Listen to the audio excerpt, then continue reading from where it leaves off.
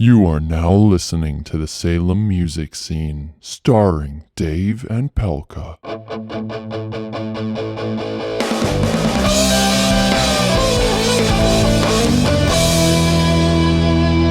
Hey, welcome to another episode of the Salem Music Scene podcast.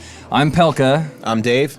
You can tweet at me at @notpelka if you're into that sort of thing. You can tweet at me at From the Dave Cave. All know right. what you're talking about. Today we're coming to you from Shotsky's Wood-Fired Pizza here on State Street in Salem. I want to thank Shotsky's for having us here, and Tamber Lee personally for letting us do this. So everyone knows they have a weekly jam every Wednesday that starts at 7 o'clock, and it's all ages until 9. That goes until 10. They got music every single weekend, and this Saturday, the 19th, at 9 p.m., Rich McLeod Band's coming in to rock the place, so be here for that. Mm-hmm. And you can find out more information at their Facebook page. Again, that's Shotsky's Wood-Fired Pizza. Thanks, guys, for having us. Yeah, for sure. We appreciate you giving us some space. Yeah. So today we're here with Wild Ire. How are you guys doing today? Fantastic. Good. Why don't you guys introduce yourselves? Let us know what you guys do.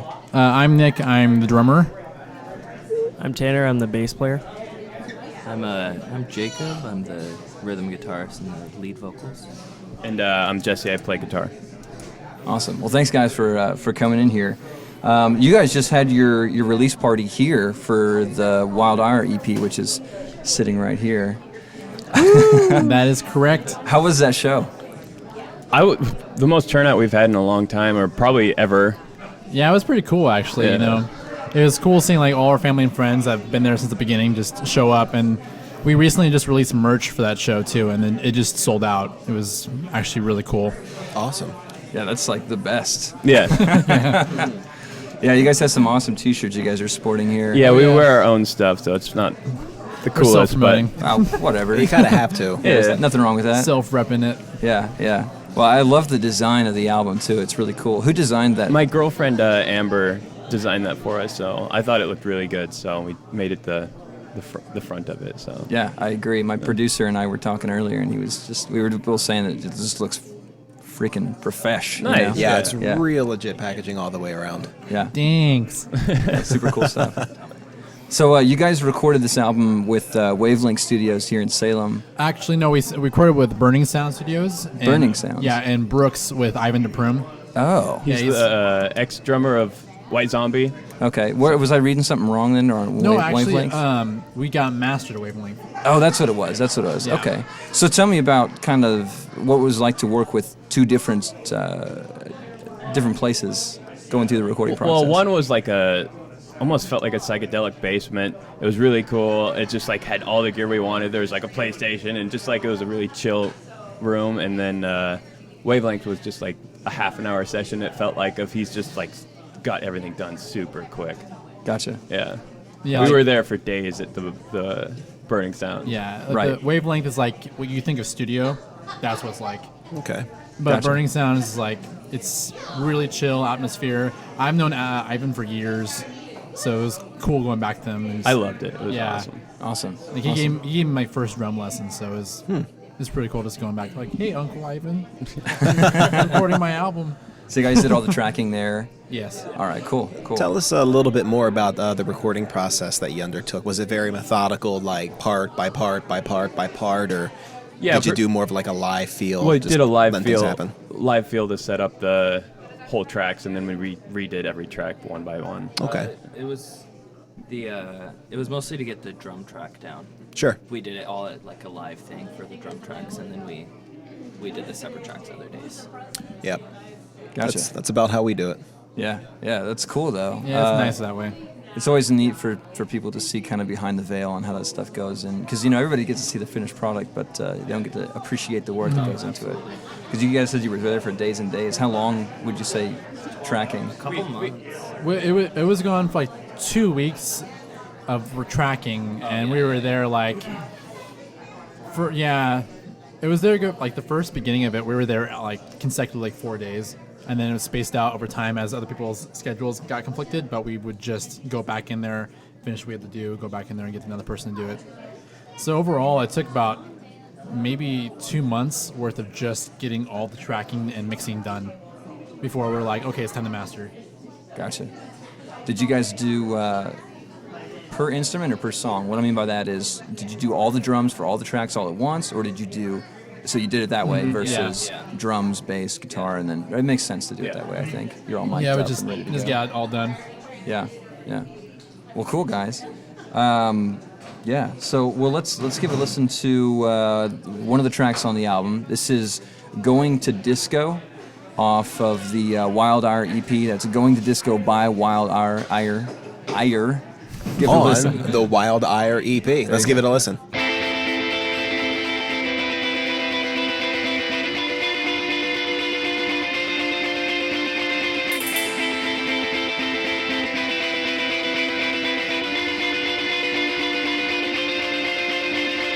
Follow those chemicals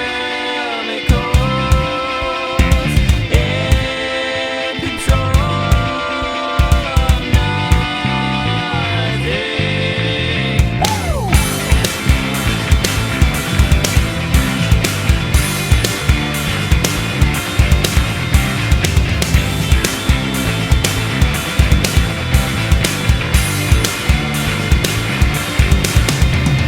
What have we become?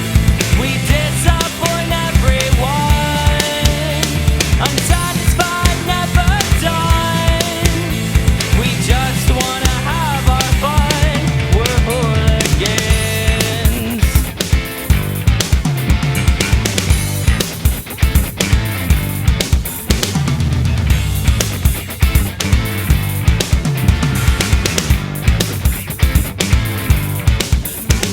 We dance like we've never done. We drink like it's a source of fun. Stay all night to get numb. Up for a fight, we're hooligans. We're hooligans. We're hooligans. We're hooligans. We're hooligans.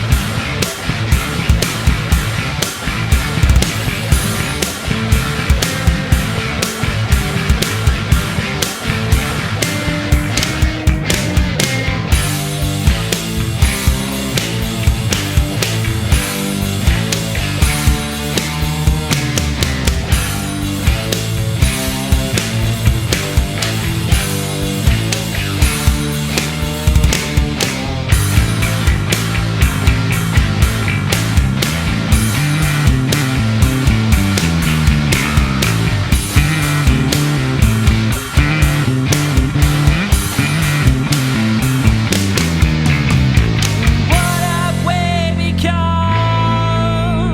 We disappoint everyone. Unsatisfied, never done. We just came to have our fun. We're hooligans. We're hooligans. We're hooligans. We're hooligans.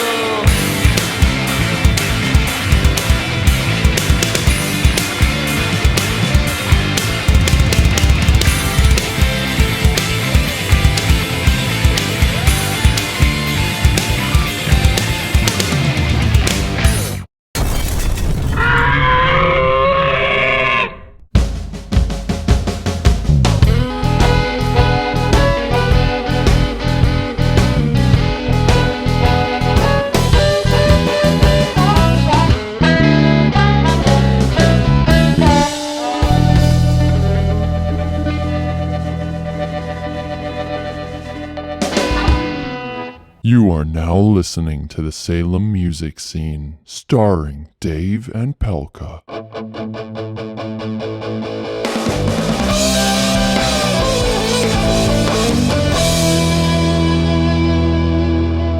All right, welcome back to the Salem music scene with Dave and Pelka. I'm Dave. I'm still Pelka. That's right. So if you're just tuning in, then you clearly went a few minutes forward on the little bar at the bottom of your screen. True that. We just listened to Going to Disco by Wild Ire, the first song off of the Wild Ire IP. If this is the first time you've ever heard it, then you heard it here first. True that.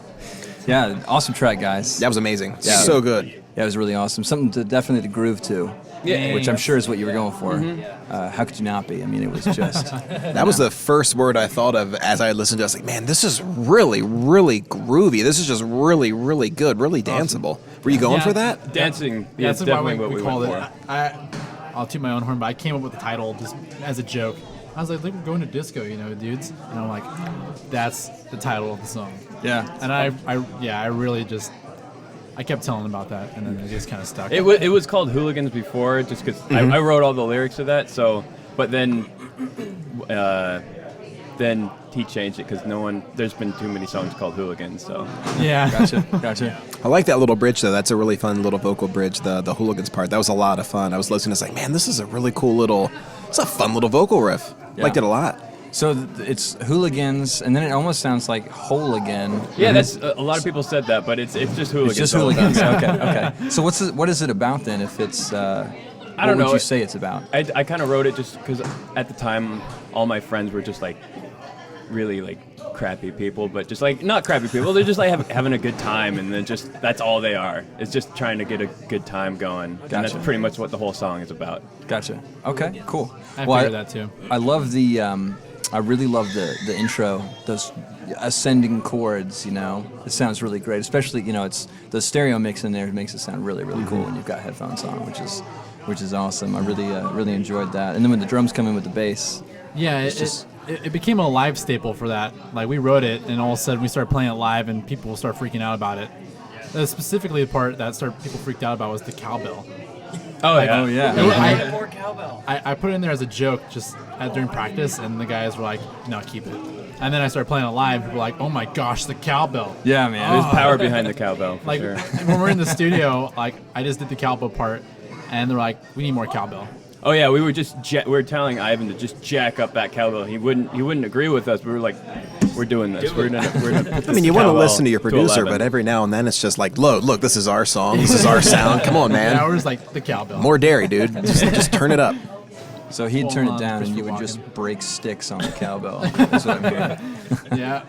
That's All- awesome. All the cowbell you can get. That's awesome. Well, Tanner, tell us a little bit more about that bass part. Well, I mean, Jesse wrote the riff. I just kind of turned it into something a little funky. Right. Yeah. Just, man, I love the tone. Just real growly, real Yeah. punchy. Just that. I mean, I'm a bass player myself, so Yeah. I'm going to listen for that. I liked it a lot. Yeah, it's funny because I usually use a 5-string jazz bass, and for that I borrowed a friend's Yamaha P bass, and so it was like, that's a different sound. Little bright, Yeah, little it's cheery. A little brighter, and then we, DI'd everything, and then also mixed it in with the cab too. Mm-hmm. So to try to get best of both worlds. Good. In terms of sound, so. That Yeah. sounds great, though. Thank you. Yeah. I really like that part when the fade-in comes with just the bass and the drums. That man, Yeah. that's awesome when it comes back in. We wrote that song before Tanner was in the band. Actually, it was actually no, it's just Tanner wasn't in the band yet, and we had a bass player who couldn't play it. So we took it out for a bit until Tanner came back, and then he could finally play along with me, the whatever those triplets were. Yeah. And we were just super stoked that we could actually have someone who could play it on bass too, Yeah. not just guitar. Yeah, that you gotta have that Yeah. because I mean I feel like that almost makes the song when Yeah. it comes in, and then it does the halftime section right after that. It's just very, very big, very Just cool. gallops in. Yeah. Bam, and there it is. Yeah, It's pretty funny when we play shows live. Like, we played one at the Analog, I think, going on 3 or 4 weeks ago, and all the bass players are just in awe of Tanner. It was hilarious because, like, they came up to him after the show and, like, gave him hugs. They're like, oh, you make me want to just practice. Oh. Well, I mean, the only love a bass player I mean, gets is from I'm the other over here bass in awe of players. all the gear that they have, and I'm like, I got this tiny amp, and and my little, made in Mexico jazz bass, and then these guys got, $3,000 worth of stuff, and they're coming at me, giving me hugs. Say, dude, I wish I could be like you. You can buy gear, but you can't buy talent. We always show up to concerts with like just tiny little combo amps and just Right. and we show up in like almost like choir gear where it's just like bow ties, and sometimes we'll do that, and we're like playing a metal show and they're like, these guys are gonna suck, and that's what we like. It's just like to be the underdogs. We Yeah. we literally went to like the Burgerville before our analog show, and like one of the employees came like, "Are you guys like in a quartet?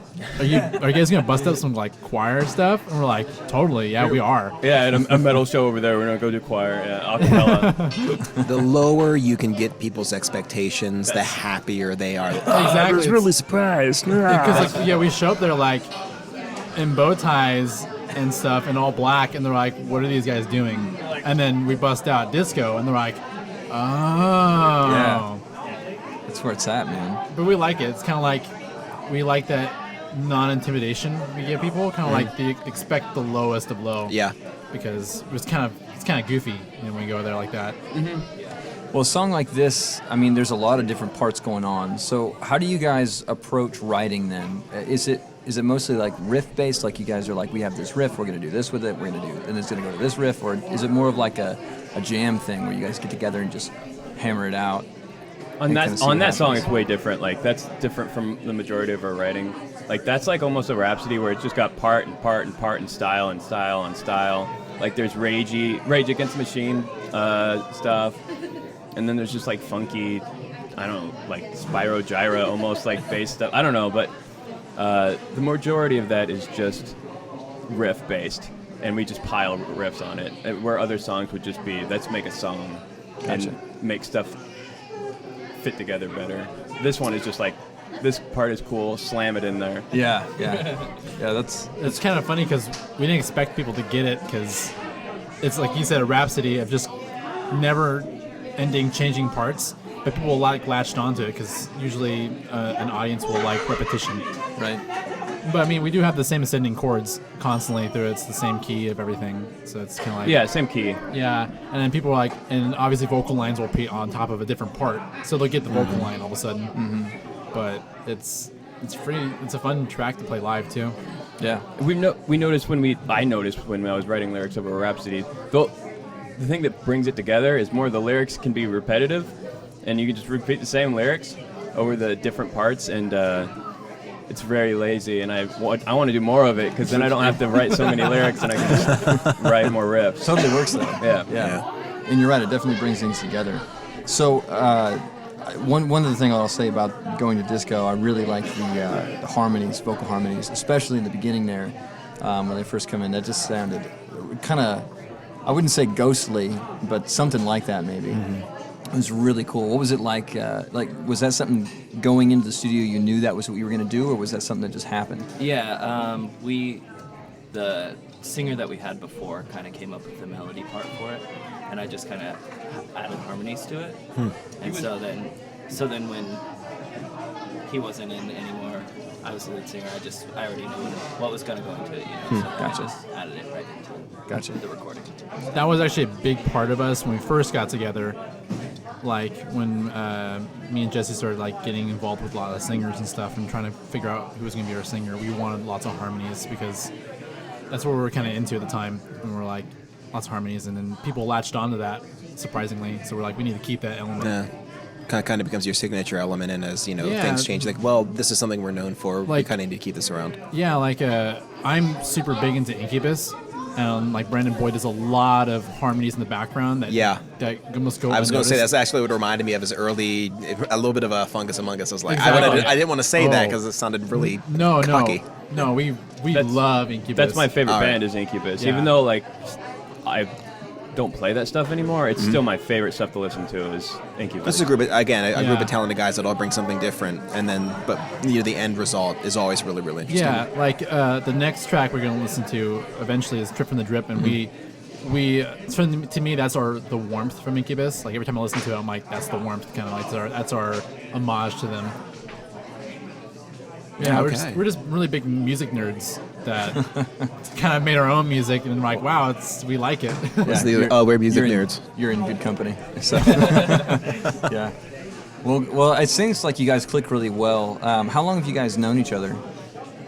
Okay, so the history is it was me, Drew, and Stefan, Drew and Stefan are no longer in the band, and we still get along. We went to a concert together yesterday, but we just kept on adding new members and kicking people out, and just like, because it just wasn't working. So Nick was the first drummer of the band and the only drummer, and that was about 2 years ago. 2 years ago. It was kind of funny because I was in a band previously with Stefan, the other guitar player, and he like texted me. He's like, "Hey, so I'm like starting this new project. We need a drummer. It's like hip hop orientated. You want to come?" And I showed up and I'm like, "What is this? This is so cool. I'm sticking with this." And it kind of just bounced from there. And then I knew lots of people from school that I just started like throwing out ideas for people. Like we had a singer named Michael I went to school with. I went to school Jake, and I went to school Tanner, and I just kind of like filled the musicians. I was just trying to see like where we find the right team to meld all together. Right.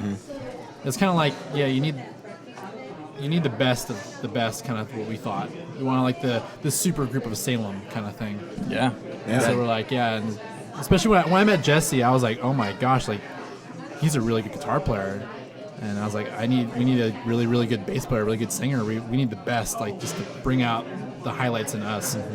Which sounds really cocky when you talk about it, but it's just You want the best for your sound. exactly. You don't have to yeah. have like the best bass player in the world, but you want the best bass player for the bass parts that you're going to write. Exactly, You want the like- music to work together. I've worked with Tanner before and stuff, and actually Tanner's a guitar player. Like he's a guitar player at heart, and he like drums. Not drums. He drums. There, too, there actually. goes points for me. Just a few. Oh, Yeah. well, I was originally a bass player, so Yeah, it's kind of like, yeah, like I'll take those he points. plays guitar in his own band called the Dead Giveaways that played with us too, and I met him like through school because I played in a basketball band, which is like this. We just play lots of tunes that are like of common pop tunes, and he uses some wailing guitar, and I was like, I gotta play that guy. And then I found he played bass. I'm like, I gotta give him a band. Yeah. Was this anybody's first band? Wow, too. Okay. Yeah, it's Jake's first band. So how's it feel? I'm the most nervous person in this group every show, so I don't know. I look just like a giant fridge up there while everyone's moving. Jake, what about you, man? I was in choir for many years, like I think 8th grade to like senior year. So Oh, wow. I had a lot of like stage performance. Sure. What is it? Experience, yeah. And so also in theater and stuff too. So then I just kind of, I don't know. It's You know how always- to become that person when you Yeah, get on stage. yeah, There's not absolutely. a bunch of nervousness. Yeah, absolutely. Nice. And, it's always kind of been a dream of mine to be in a band. And so when they were like, hey, we want you to come and sing for us, I was like, well, yeah, I'm down. And then, well, no, it was guitar. I started with guitar in it. But still, it's like, it's still cool. And then I'm the singer now, so. Was anybody in high school band? Yeah, me and Tanner were actually. I was in drum corps, and not really that drum corps, but like marching band kind Right. of thing. And I'm playing drums before that. I've been technically playing drums since I was like maybe 11. I've been striving to be in a band since then. Like it was my dream and goal. And then I met Tanner through band, and we shared the similar goal. You know. Yeah. Like, I'm in band and I'm in a band are two Yeah. totally different Yeah. senses. Yeah. Yeah, it's a huge thing now. So you guys mentioned Incubus. What else would you say are Wild Ire's big influences?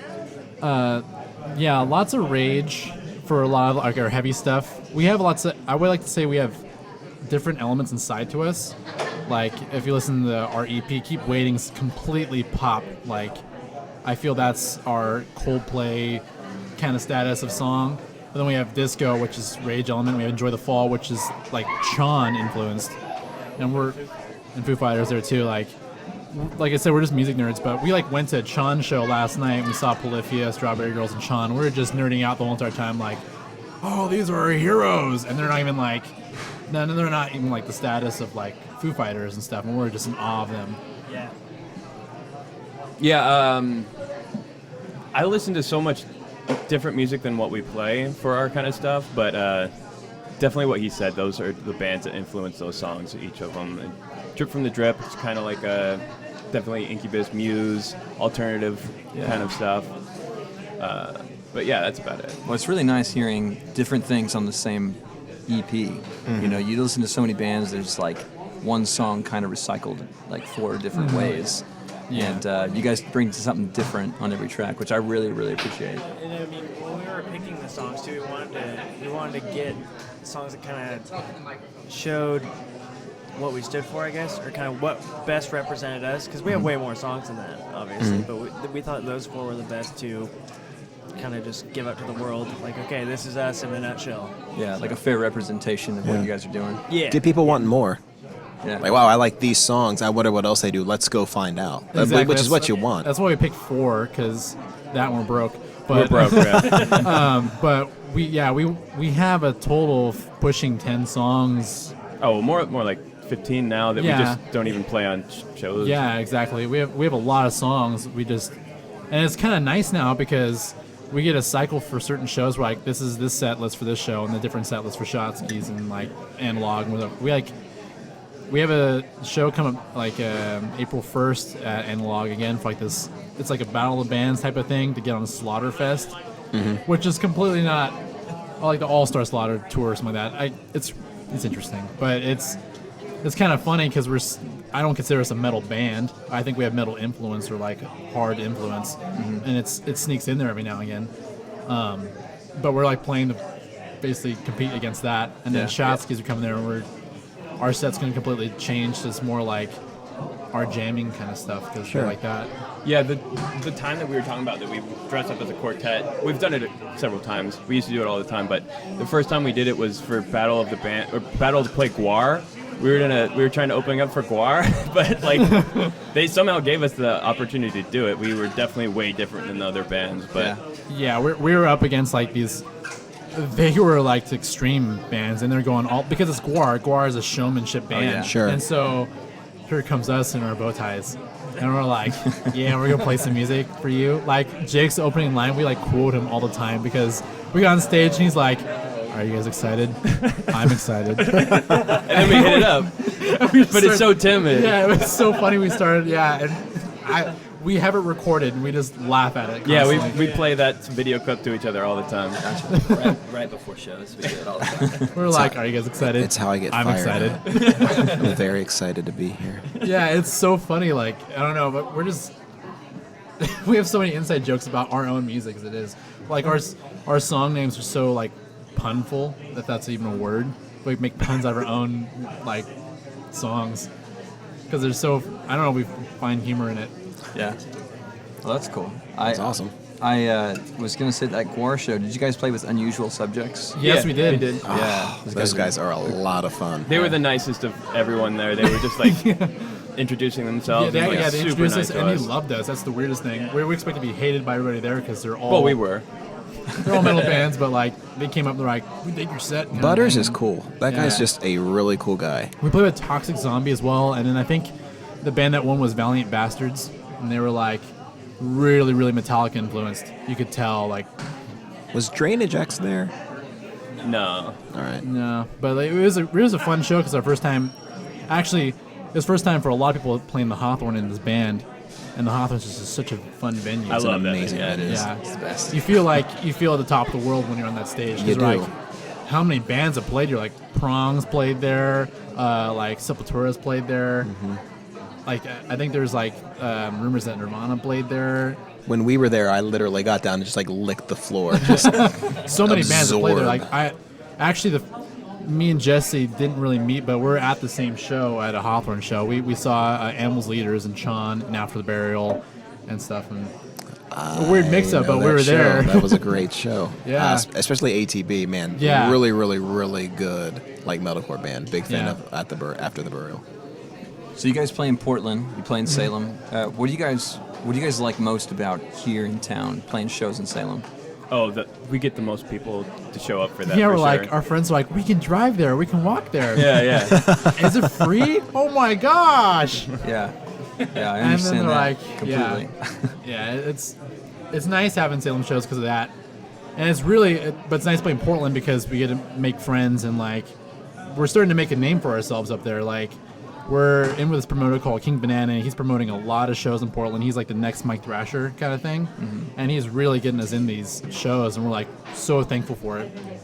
But like it's fun playing Salem at the same time. We do all sorts of things in Salem. Like we played this Barrel and Keg open mic. We played like a cover of Hotline Bling but acoustic style. Like flamenco style. Yeah. And we that's another side of us that you guys don't know about is we play acoustic shows too, because we enjoy that aspect of music. Like half our practices are like acoustic and then amplified. It's kind of like, I don't know, we're just a big mumbo jumbo band. That's awesome though. Gives Yeah. people something to listen to. Exactly, because we love doing those kind of like covers of obvious songs, but put them in different flavors, different styles. We really like them. Like we played this one up in Dallas, this open mic, and we played like Rick Astley. We played Never Gonna Give You Up, like flamenco style. Rick rolled the whole town. Oh yeah. And we played Get Lucky from Daft Punk. Like we're just like I keep reiterating it, is that we're fans of music. We don't care if it's really on the radio. If we enjoy it, we enjoy it. That's important though. I mean, that's why you're a band. Exactly. It's kind of like, What was that band that did a cover of Timber at the Analog when we were there? And it was just kind of incredible. I don't remember their name. Can't remember the name of the band. But the guy had Somebody like a from Gold like a, Beach. like a baby saxophone, and he plays like he plays the hook to Timber, and then they just play the song. It's like, all right, that a Kesha song for people who don't know. I was like, all right, that's pretty legit. The baby sax, also known as the alto sax, but it's okay. Nerd. Dave wasn't in band. You know, No, I was in a band. it's pretty funny, you mentioned the sax, but a lot of people, for us, it's like, because I used to be in orchestra, I play stand-up bass as well, and so people are like, you guys are the band with the big bass. That's a really big cello. It's like, yeah, that's what it is. If you guys, if you could imagine a few things that you'd like to see happen in Salem that you think would grow or improve the music scene, what would you like to see, or what do you think should happen? I'll start first. I feel as a whole, Salem is very it has a growing music scene, but there's a lot of people are neglecting the growingness of it. That makes sense. They have their elite, not even, that sounds really wrong, but they have their favorites that they pick constantly that are playing in Salem year-round shows constantly. But when there's a new person coming up that shows like amount of talent or like they're trying to get into it, there's a little hesitance like to it. It's Like, understandable though. yeah, I mean, it's understandable because people are in their comfortability. Sure.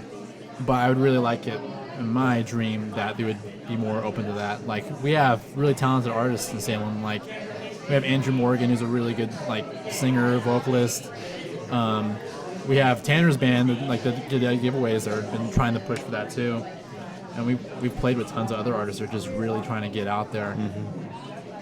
Oh yeah. Sometimes I mean, like, people just don't like the kind of music that we play, like rock. Yeah. Really, it's people like the acoustic stuff that like, they play at Gov Cup on Fridays or something like that. And like when there is like a punk band at Brownstown at night, like when I'm bouncing at Kraftwerks, like there's people that come over like, so what's up, man? It's like, oh, the band at Brown sucks, and I'm like, they just don't give like rock a chance around here. I'm like, they're probably pretty good over there. Yeah, I feel the exact same way. Yeah. It's like Footloose. Trying to put a rock. I gotta gig find John together- Lithgow and kick his. Trying to put a rock gig together in Salem can be a real pain, if you don't go to like 2 or 3 places, I think they just don't. There's not even much appreciation for that kind of stuff. They like the more I can talk over it kind of Yeah. music. It sucks because there's a lot of good rock bands in Salem that have to go to other cities and play. Exactly, And like it Portland. shouldn't have to be that way. I think that we're coming to the end of that, honestly, though. I mean, you have a place like Shotsky's here. I mean, you can play loud music here in Shotsky's. Yeah, we were so happy we got it because some place I have to reserve my drumming. I'm like, oh, I can't play this on here. But like last time I played, I was just wailing. Like I broke my ride cymbal. That's how much I was like wailing at Shotsky's. That's awesome. Yeah, I was like, I'm gonna have fun. It's EP release. All my friends and family are here, and we're just. So let's break something that costs $400. Yeah, and we're broke. But yeah, there's certain things like that. I don't know. There used to be tons of Salem venues that were like growing, and then they disappear. We had the Nest. Me and Tanner in this band, we played the Nest so many times. I love to play the Nest with this band. And when there used to be the Wasteland for a long time, which a bunch of like metal bands played there, that was even a fun venue because it was like someone's like they made their back room into this rock spot where anybody could be there and just hang out and play music, and it was grimy, gross, and cool at the same time. Sounds like rock music. Yeah, it's perfect. Blacklight Bar used to be there, and that was such a cool venue to play too. It doesn't matter if the sound's not like the sound quality's not good. It's just It's the energy in the room. the man. energy in the room, like that gives the Yeah. vibe off of like I should play a show here. Yeah, definitely. Well, you guys can pick up Wild Ire's EP. I recommend checking that out. It's definitely rock music for sure. And you guys can see these guys at the Analog up in Portland on April 1st. Yes. And then the next day, you guys are coming down here to play at Shotsky's. Yep, for the Cherry City Music Festival. Right, which is going to be really exciting. Yeah, and so check them out on Facebook. It's facebook.com/Wild Ire Band. Is there anything else you guys want to let people know? Oh yeah, follow us on Instagram. We're big Instagram dudes. We like to post lots of selfies. That's me. Nick does. Yeah. No, it's under Wild Ire Official. We're on Spotify currently, and I think we're on Google Music. Google Music. We should be on everything within the month. Yeah, within the month we'll be on Amazon Play, Mojave Music for Android users, and iTunes eventually as well. Just go on there and contact us on our Facebook if you guys want merch, want a CD. We're down for that. We have buttons, T-shirts, stickers. Yeah. Also, be sure you let these guys know if you want a ticket to the Analog show. Tickets are $12. Is that right? Yes, that's right. And the best way to reach you is Our Facebook, On actually. Facebook? We are pretty solid when it comes to responding. yeah, it's very nice. That's very true. It was easy getting a hold of you guys when we needed Yeah. to. So We're that's lonely. good. So we're gonna leave you guys with another song from the EP, "Trip from the Drip." I want to thank Shotsky's for having us out, and Lansky Sound for producing us with Adam Lansky. You can check out some of his stuff at lanskysound.com. I want to thank Wild Ire for you guys coming out and talking to us. Yeah, thanks for having us. Yeah, thanks a lot. That was Yeah. awesome. And you can reach out to us at SalemMusicScene.com. We're also on Facebook and Twitter at Salem Music Scene. Yeah. I guess I would say as we're wrapping up, we just want to send thoughts, prayers, and good juju to John Pounds. Dude, you have no... Well, actually, eventually, hopefully, you'll have an idea. The scene here is going crazy with you being, like, out of it. Dude, get well soon. Yeah, for sure. John Pounds is a hardworking musician here in Salem who just suffered a stroke on Sunday. So we're hoping he has a very fast recovery. If you go to ucaring.com/John-Pounds, you can donate there. Send messages, donate money to his recovery. It's for good cause. Yeah, for sure. All right, well, thanks very much for checking out the Salem Music Scene. We'll catch you back next week. Bending lights around blue, your mind is splitting in two. Far from comforting taste, floating away from safe. It's about time we lost our minds. Be done with all right, accepting that our lives could be just a dream. Cool.